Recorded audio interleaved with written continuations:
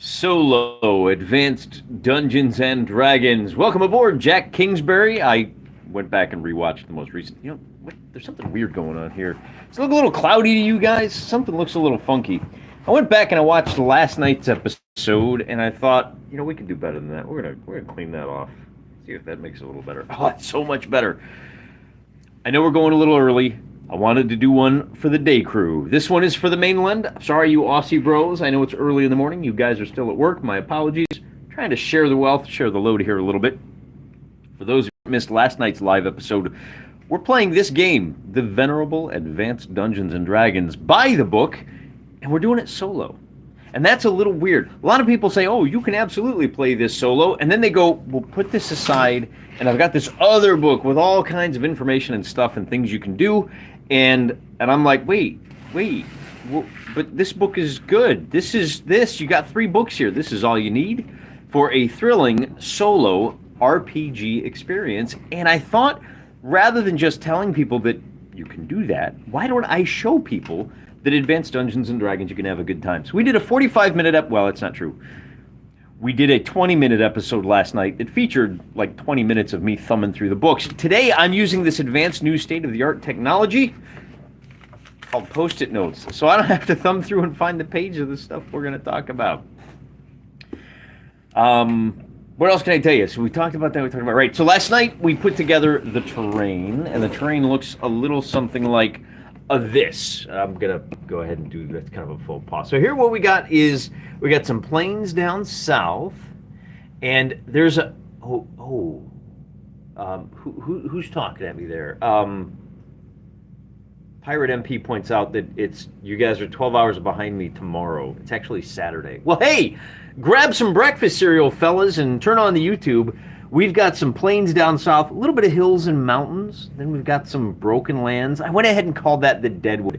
As I prettified this map, I thought we're going to add a little bit more character to this. I added a river that connects these 2 lakes, and then we've got a band of woods, and then we get into the highlands. We've got a high moor up here. I realized this swamp up here. Because it's surrounded by hills, we're going to call that some high moors. There's a hovel up here. Single family, well, somebody lives there. It's a single structure. Could be a wizard's tower. I don't know. But then we've got the Thorpe of Clanbog. The LL is a Welsh affectation. It's not quite CL, but it's like, I think it's like halfway between C and G. And then I found out Conisborough in the comments of the last section. Conisborough is the Bough is kind of halfway between bruh and burra. And I think that's really appropriate because we are, we're total bros here. So if we have, it's Conus, bruh, that works. None of the mountains have passes, and Corvusberg is where we will start our adventures, but we're not quite there yet. We got the terrain down, but we need to generate some rumors. Is that Baba Yaga's hut? I don't know. Part of the deal with solo RPGs is to generate enough material to allow you to make informed choices, but to leave enough blank spaces on the map that you still have some surprises. So until we get up there, bear in mind, that's 1, 2, 3, 4, 5, that's 150 miles away from our home. And I realized as I prettified this map that what we're looking at, now for those of you again that missed last night's episode, there are kingdoms to the north, south, and east of these barren lands. The backstory in classic AD&D fashion is that there was a huge continent-spanning empire that collapsed. And hundreds of years later, the roads have been torn up to build little villages and whatnot. And the various provinces of the empire have once again fallen into independence. They have kind of solidified, the political situation has gelled, and for some reason, everybody avoided this very dangerous patch of the map. It's about 150 miles on a side. We have a little village here, and we have a little village here. We have an empty, abandoned castle, Conisborough, and then we've got a ruined village, we've got a ruined city, another ruined village, and I thought there was one more. And then all this scrub, and I'm kind of thinking this swamp down here, there may be a ruined city in there too. We won't know until we get there. One more little weird feature, I had 2 depressions separated by 20 miles. This is a broad valley, maybe a couple of miles across, with escarpments on either side, that make it really hard to travel north-south, but very easy to travel northeast and southwest. You've got a little rise here. Why did it form like that? I mean, I don't know. This may be a rise that a river cut through. There may be. Why do we have a dead zone, the dead wood here? I don't know. Something bad happened here. There was a cataclysm of some sort. What exactly happened? We're going to discover that through play. And one of the things that we need to discover is who the bad guys are. There has to be an active threat here. Otherwise, all of these plains would be ranch land. These woods would be cut down. There'd be mines up here. We wouldn't have these ruins. What is the threat?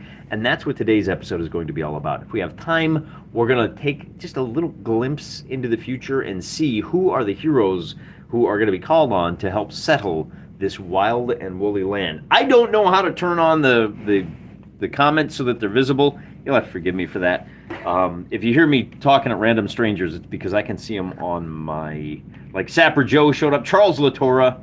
How much might be my old original D&D booklets? I don't know. I don't have a copy of mine, and I'm not sure exactly what you're looking for. Sapper Joe, sorry to hear about the forest fires over there. Those are pasture lands, actually. It did not hit me. Those are plains, and part of the problem is that not to get too political, but there was a lot of very fertile real estate up there that was clear-cut, turned into pasture land, and it's been the subject of benign neglect. There's a lot of the old ranching families are out of the business. I don't think the state of Hawaii, I don't think they have a single meat processing plant. I think it all has to be done by private butchers now. So what happens is, and you've got a lot of non-native grasses that were imported. You remember the story about all the eucalyptus trees just spontaneously igniting in California? Thanks, Aussie bros. Salute you for that prank. Top-notch stuff. Same kind of thing happens here in the Hawaiian Islands. You import a bunch of non-native grasses. These California grasses, they grow crazy big, they dry out, and about every 3 or 4 years, you get these huge wildfires sweeping through the state. And unfortunately, the Lahaina was kind of the little ranching town. It's more of a touristy town right now, but it was surrounded by grasslands. When the fire started, there were 70 mile an hour. There's a tropic storm just off the north side of the island, and people went to bed and they woke up to find these raging prairie fires headed like right for them, and they move at like 40 miles an hour. Not a lot you can do. It happened like that. But we're all banding together. We're doing that thing that Americans do, where we're all getting together. I threw a couple of bucks in the pot this morning. I'll continue to look for ways to help out my fellow locals, I guess we should say. But we're not here to talk about local politics. We are here to talk about, these are the local politics we're here to talk about. And what I did is I said, look, let's take a look at the Dungeon Master's Guide, because I want to show you one of the reasons we're going through this exercise is so that we can kind of highlight some portions of this game that get short shrift. And we can highlight the difference. We are huge advocates here for playing the game as it is written, rules as written, which constrains you and in an odd way frees you up because you can focus on moving within a limited area. In the same way that this map constrains our adventure to this 150 by 150 plot of land, the rules constrain our adventure, but within those rules, there's a lot of scope. I talked about this on Twitter. Look, I rolled up with these 3 depressions, I think it was. I think this might have been a depression as well.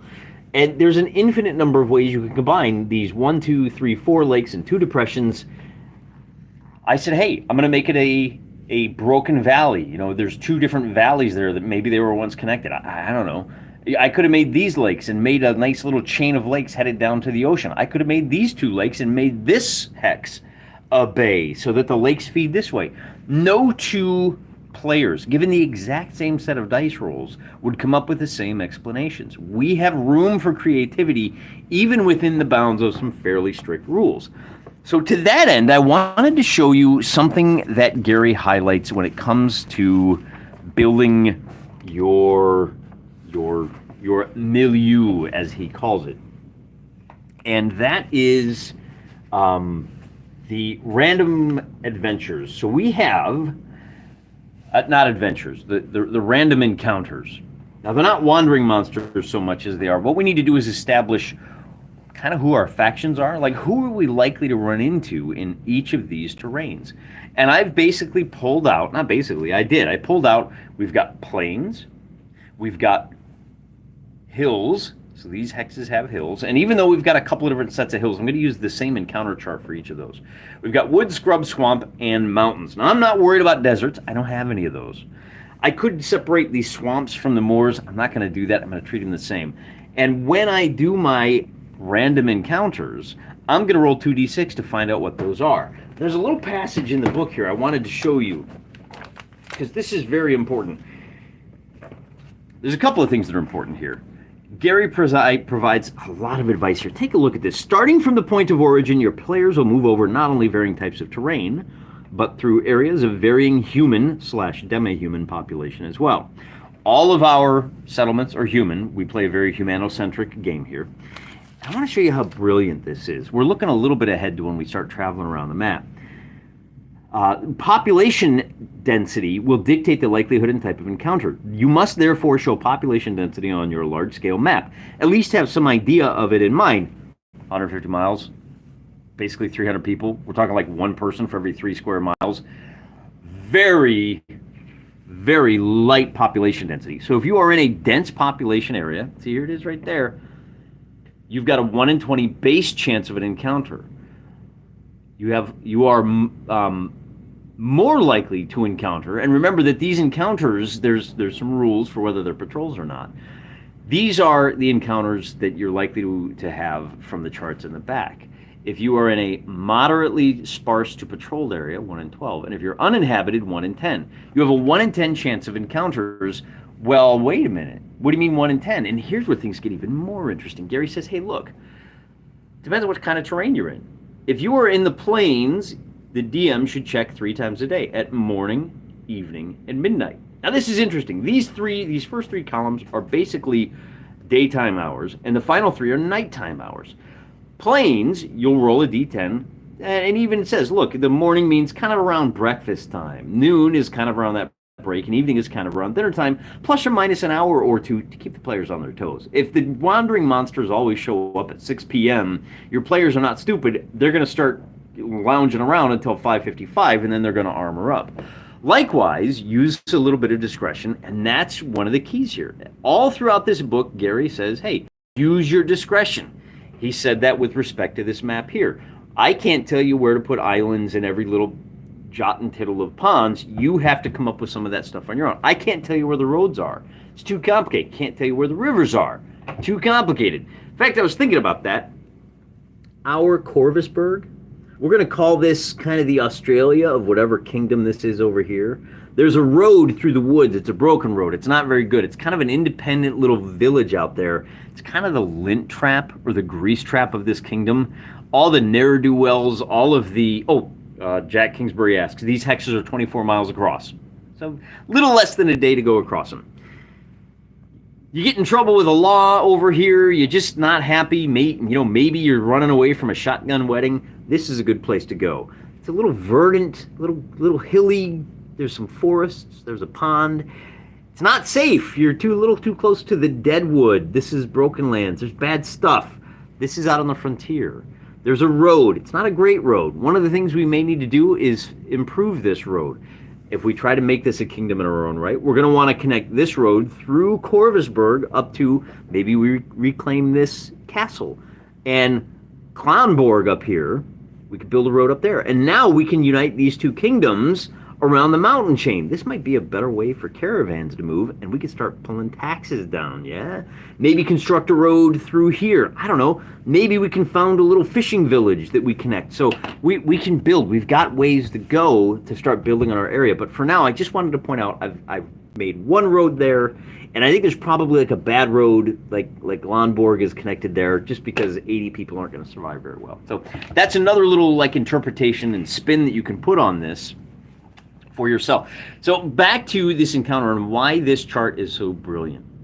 Because if you are in the marsh, you have to check 6 times a day, 3 times a day, 3 times a night. You are making a lot more checks. It's a lot more dangerous to wander through the marsh. The hills, you're only checking at noon. and at night, and in the pre-dawn hours. Mountains are actually the safest. Well, I should say that you have the least chance of encountering anything.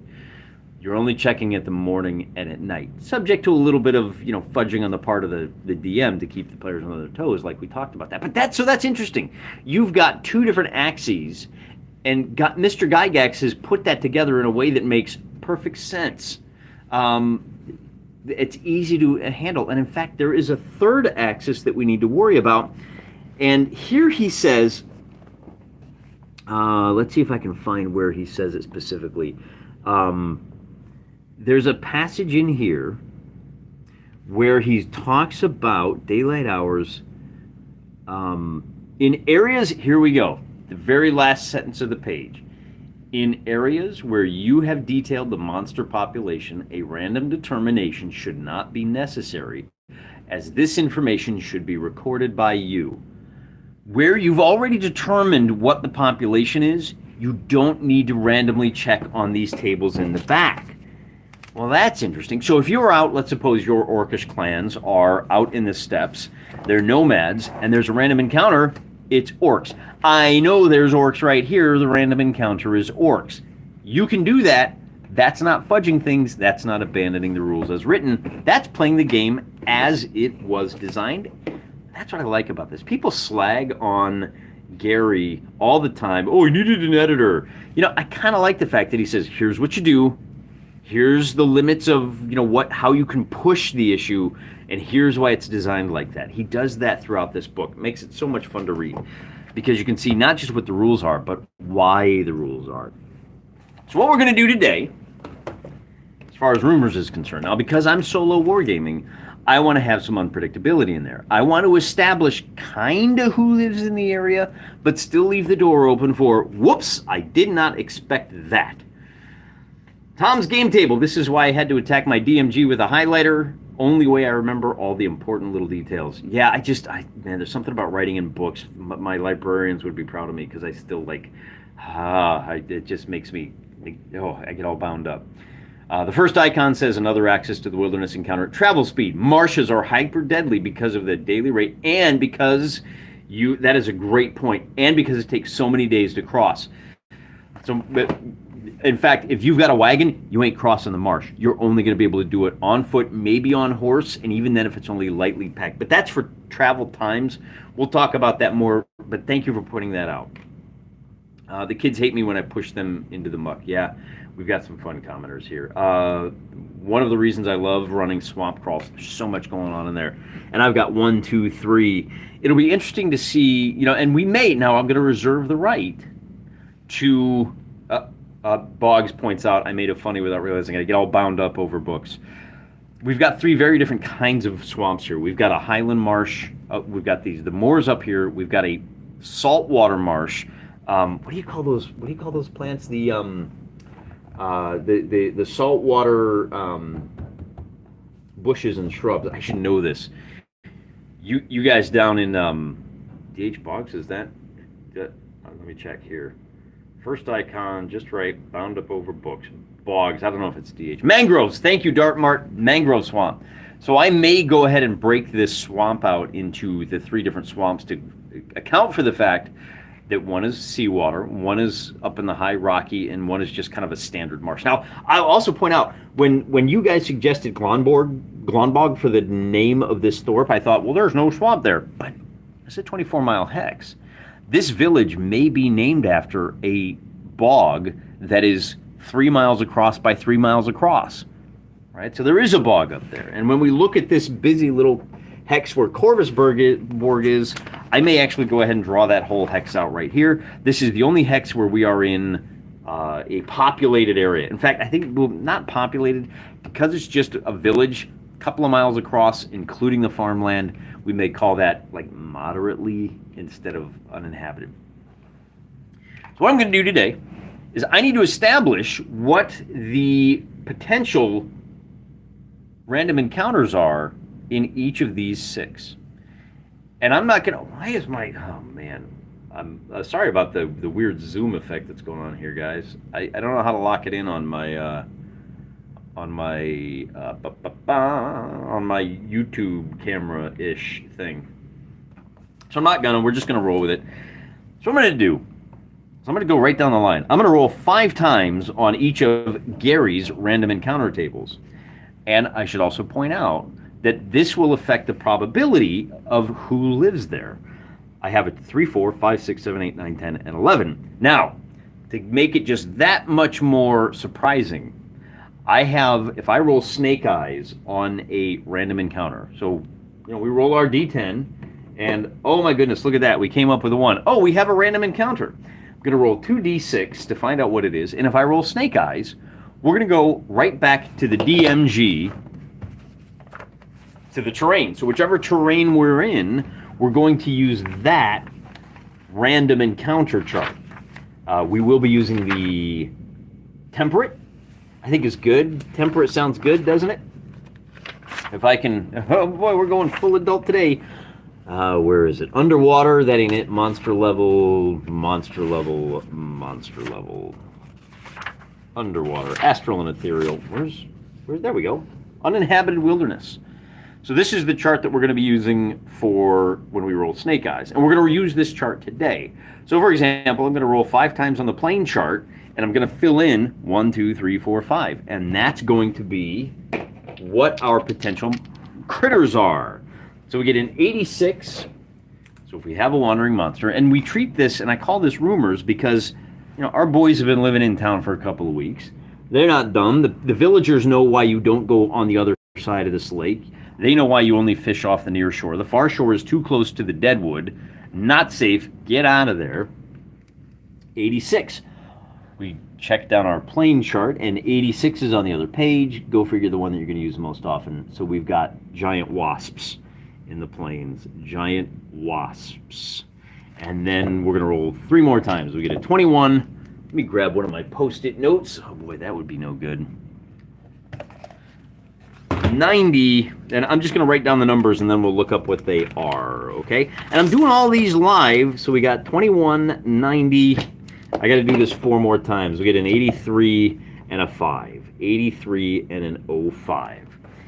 Checking our charts, we'll fill it out as we go.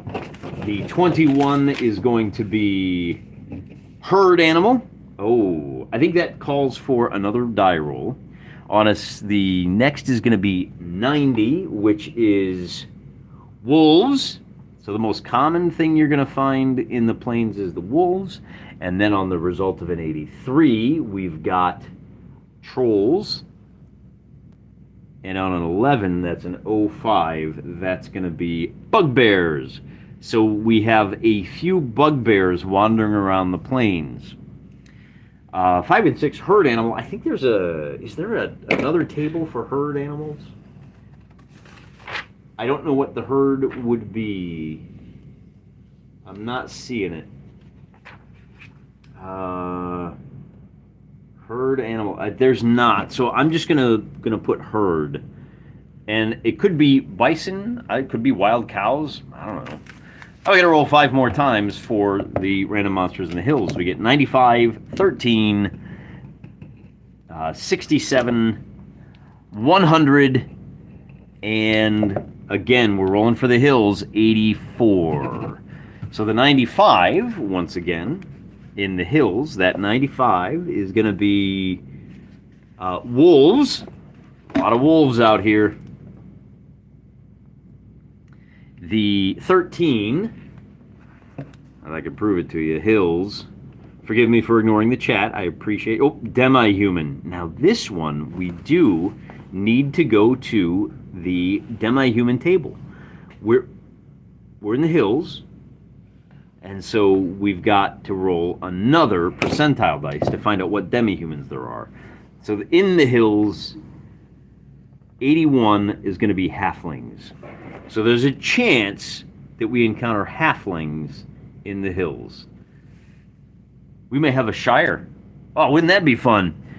Then we've got 67 and double lot. The 67 in the hills is going to be men. Oh, we got to roll on that one too. A lot of subtables here in the hills. And then the double lot in the hills will be warg wolves. I'm going to come back to that. Wargs And the last one up there is 84. And 84 in the hills is going to be stag. So we've got another herd animal. But we have to go back and roll on the human subtable, not humanoid, men. Man subtable. In the hills, well, I should roll first. And we kick on over to number 11. So let's see.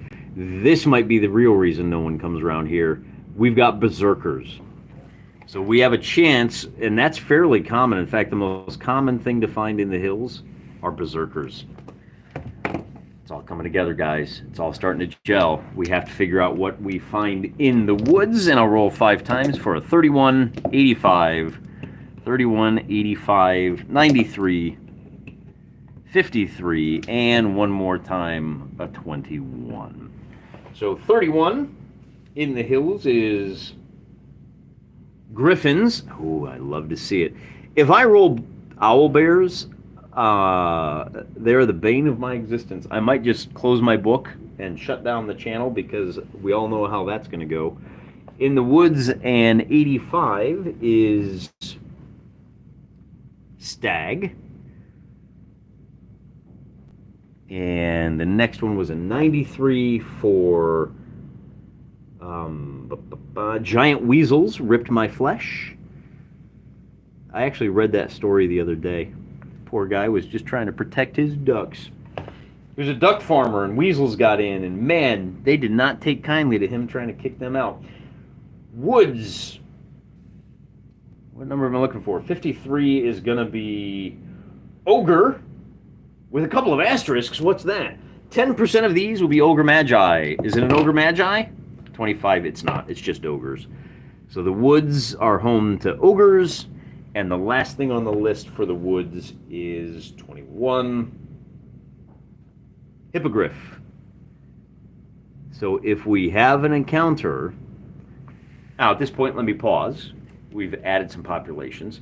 If we roll boxcars, that's dealer's choice. That means I can do whatever I want. I think what I may do is build a second table, come up with 20 fun things, like surprises that would be really wild that could fit anywhere, and roll on that table. In fact, I may crowdsource that. I may go over on this website formerly known as Twitter and say, hey guys, I need 20 weird things. Wizard's Tower, Cloud Castle, buried temple. You guys tell me what it might be. And we'll build a separate table, and we're not going to encounter a whole lot of that stuff, but we might. Maybe there's like a portal to Modron City. I don't know. The scrub. Now we've only got 1, 2, 3 areas where there is scrub. These might have been scrub up here. I might have rolled for scrub, but I like moors. So when we're in the scrub, we are going to have 54, 65, 35, and 91. Oh wait, I'm missing. I need one more. 91 and 78. So scrub, I think this is a much more dangerous area. I think, I don't know. Again, if we look at the way these charts work, look at the plains real quick. I'm just going to analyze this. You've got a 9% chance of having a lion, and only a 1% chance of a lycanthrope. 1% chance of a griffin. And of course, that may be a griffin circling the sky above. You've got where's dudes? Dudes, you've got a 20% chance of encountering humans. You are twice as likely to encounter people as you are lions. There's some world building going on here, and people have talked about that before, so I'm not gonna. Instead, I'm gonna kind of push through. We're halfway through. So with the scrub, we got to do 31, then 85, and 31 is going to be humanoid. Oh, we get a subtable. And then 35, since I'm there, we've got Kirin Lamasu Shadu. All right, well, I'm just going to write down Kirin here because it's the first one and speed things along. But we have potential humanoids. These are building our factions. Humanoid table is right down here. We're in the scrub right there. So we roll our percentile, and on a 14, we've got goblins. Ladies and gentlemen, we've got goblins. The goblins have entered the chat. They are not, there's not too many of them, but apparently they've been clear-cutting the forest, and we need some Dr. Seuss character to come tell them to knock that nonsense off. That was 31 and 85. Now, the most common that we're likely to encounter is 93, and that's going to be wolves again. Wolves, I spelled that wrong. Forgive me. 53 for the rough is going to be ogres. Is it on a 1? Nope, it's just regular ogres. So what do we have? Woods? So the ogres don't care about the goblins. They continue to stomp around their old stomping grounds. And then 21 is the last thing, and that's going to be more of the... Wow, that's really funny. More hippogriff. Okay. I think it's fascinating to me that hippogriffs show up on 11 in both the woods and the scrub. These little connections just... Oh man, they never cease to amaze me. Now we got to do our swamps. Bing, bing, bing. We already showed you where they're at. We're not going to waste time. Let's just get right into it. Called Marsh. Gonna roll 3 times. We get or 5 times. We get a 15. We get a 24, 66, 49, and 30. 49 and 30. And if either of these come up the same, I would absolutely, if I have 3 and 4 and 5 and 6, all right. If they're the same, they're the same. It's just gonna make something, whatever that is, a lot more common. So let's go down the list. I'm going to read off what you're likely to encounter in the marsh, and then I'll tell you which one is 15. Just these first few. Giant beavers, beholder, catoblepa, dragon. We don't have any dragons yet. That's kind of disappointing. Giant eagles. For 15, we've got frogs with a little. Why does frogs have a sub? We have a frog subtable. I'm so glad that all of my terminally online people can see that I rolled frogs. And we have a little frog subtable. When you're in the marsh, there is I got an 11, giant frogs. There's a very good chance, right out of the gate, giant frogs. Giant-based frogs are going to come drop a bunch of goofy memes on you. 24 in the swamp is humanoid. So we're back to the humanoid table. But this time the odds are a little different. Where, let's see, what's the most common? I think when we were in the rough ground, it looks like goblins, only about 10%. Orcs were most common in the rough ground.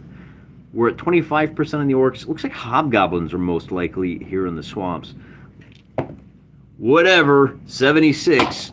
There's orcs in their swampland. So we got giant frogs, we've got orcs. We've got 66 coming up to here in the swamp. 66 is going to be snake. We have a snake subtable.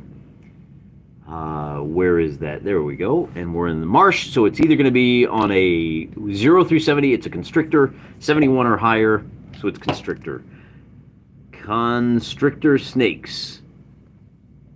I'll have to clean this table up later. That's all right. That was 24. Wait, I got giant frogs, orcs, constrictor snakes, and I got to do 2 more. It's going to be 49, which we already rolled, and 49 is men. We are back to, boy, it's raining men today. Don't get too excited. Here we go. We got to go back to the men, except this time we are not likely to find, in fact, we're not going to find berserkers at all. There's a 0% chance it's berserkers in the swamp. On a 0.6, we are likely to find brigands. So somewhere in one of these swamps are brigands. And then the last item for the day, well, not for the day, just for the swamp. On a 30, we've got more humanoids, and we'll roll again. And on a 61, more humanoids means we've got hobgoblins. So hobgoblins and orcs. That's what's rumored to be in the swamps. Now, whether we actually encounter these guys or not, only time will tell. We're rolling to find out what's in the mountains on a 94, 66, 95.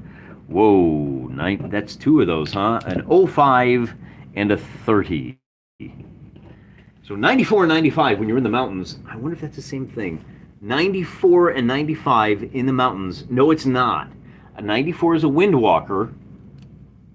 Windwalker. I don't even know what that is. I got to be honest with you. 95 is going to be, you're going to be amazed, wolves. wolves are. This is the Wolflands. I wonder if the Berserkers are a wolf clan. I could absolutely see that being the way this shakes down. In the mountains, 66 is going to give you giant owls. Giant owls. So no owl bears yet, just the giant owls. And then we've got 05 and 30. And the 05 is going to be bugbears, and 30 is going to be griffins. Bugbears. So we have some trends here. Griffins. We've got bugbears.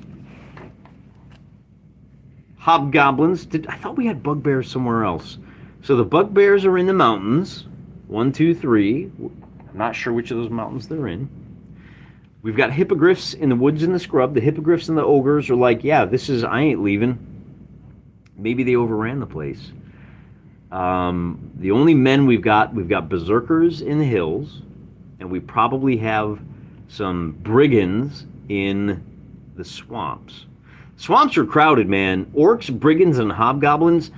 I wonder what's going on there. What might wind up happening is Pirate Cove. One of these swamps could be the home base for the hobgoblins, and the other for the orcs. I don't know. Now, the last thing I wanted to do today, and I'm going to kind of pre-prep this, I wanted to show you one other thing, and I think that's it for today's live. Again, I apologize for kind of ignoring the chat as I run through those numbers. Looks like you guys are being quiet. That's all right. There's not a lot. This is the kind of dull part, just rolling the dice, figuring out what's there. Now finding the connections, that's interesting. But again, until you run into giant wasps, there's no giant wasps on the map. These are the random encounters. These are the kind of things that our boys are going to prepare for. But we could roll snake eyes, and we could still have some dragons and giants and all kinds of fun stuff over there. In the meantime, I wanted to show you, I was comparing, we need to come up with some heroes. And that's what we're going to talk about in the next episode. But before we get to that, there are 2 different tables in here. Castle subtable has a little chart. See this chart? It shows clerics, shows the dice scores for who is likely to own the castle that you randomly developed. There's a second table. What if you encounter a party of adventurers in a dungeon? And it looks the same because they're in the same order. It also says what the maximum is. You're never going to encounter more than 3 clerics.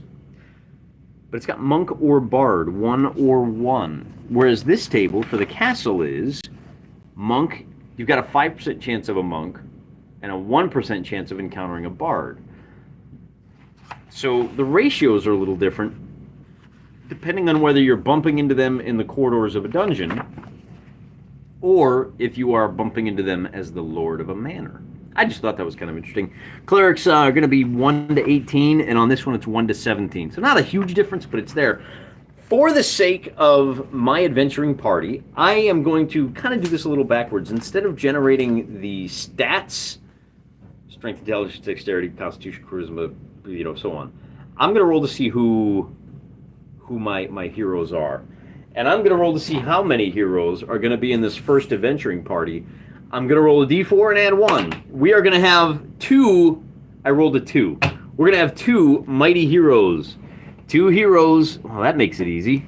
We got our Fafford and our Gray Mouser. I'm going to roll on this chart twice, and that's going to be who our adventurers are. And this could be hilarious. I got an 89, and I got an 84. So we have a thief and a magic user. Are you kidding me? I have a thief and a magic user that are going to go try and explore. Okay. Hey, it is what it is, man. This is the surprises. So, thief, magic user. But that's okay because... Oh, I forgot to put... You got to be kidding me. I forgot to put it on Do Not Disturb. Let me just decline that real quick. All right. Sorry about that, guys. In our next episode, we're going to figure out what our thief and magic user look like. Until then, I'm praying for you. I don't remember how to turn this off.